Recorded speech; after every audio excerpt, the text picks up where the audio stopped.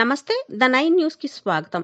వేసవి సెలవుల నుండి స్కూల్ మరియు కాలేజీలు ప్రారంభం కావడంతో విజయనగరం పట్టణంలో రోడ్డు మరియు ట్రాన్స్పోర్ట్ అధికారులు, జిల్లా ట్రాన్స్పోర్ట్ అధికారి మణికుమార్ ఆదేశాల మేరకు స్కూల్ మరియు కాలేజీ బస్సులు, మినీ బస్సులు తనిఖీలు చేపట్టారు. మంగళవారం సాయంత్రం రింగ్ రోడ్డు ప్రాంతంలో సుమారు 15 వరకు వాహనాలు ఆపి తనిఖీలు చేస్తూ బస్సులో ఉన్న విద్యార్థులకు వాహనాల స్థితిగతులపై మరియు తీసుకోవాల్సిన జాగ్రత్తలపై అవగాహన కల్పించారు. ఈ తనిఖీలో motor vehicle inspector K Ravishankar Prasad మరియు ఎన్ రమేష్ కుమార్ ఇతర సిబ్బంది పాల్గొన్నారు. చిన్న చిన్న లోపాలు ఉన్న 7 వాహనాలకు కేసు నమోదు చేసినట్లు తెలియజేశారు.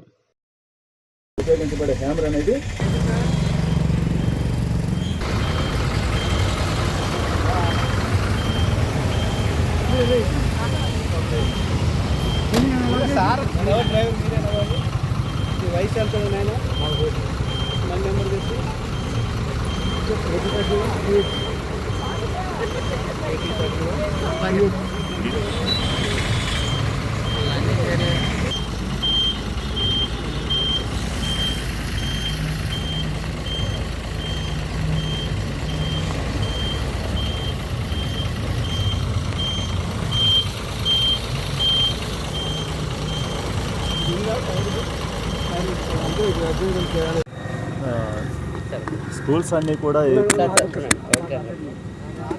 ఎడ్యుకేషనల్ ఇన్స్టిట్యూట్స్ అన్నీ కూడా ఇప్పుడే స్టార్ట్ అవుతూ ఉన్నాయి. స్కూల్స్ ఓపెనింగ్ అయ్యాయి, కాలేజీలు కూడా సెషన్స్ నుండి మరలా స్టార్ట్ అవుతూ ఉన్నాయి.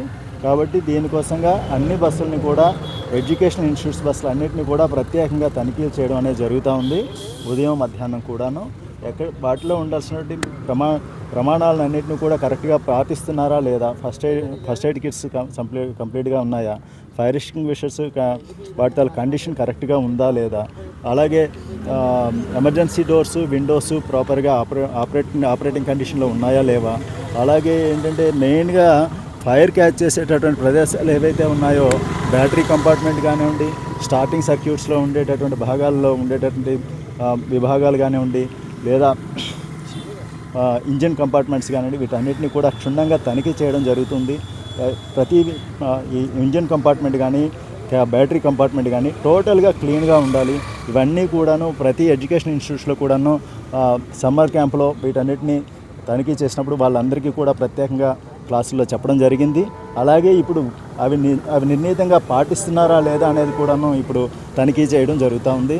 అలాగే పిల్లల యొక్క తల్లిదండ్రులు సురక్షితంగా పిల్లలు ఇంటికి చేరే విధంగా వాళ్ళు ధైర్యంగా ఉండేదానికి ఈ చర్యలు ఉపయోగపడతాయని మా కమిషనర్ గారి తాలూకా ప్రత్యేక ఆదేశాల ద్వారా, మా డిప్యూటీ కమిషనర్ గారి తాలూకా ఆదేశాల ద్వారా విజయనగరం జిల్లాలో పూర్తిగా క్షుణ్ణంగా తనిఖీ చేయడం జరుగుతుందండి.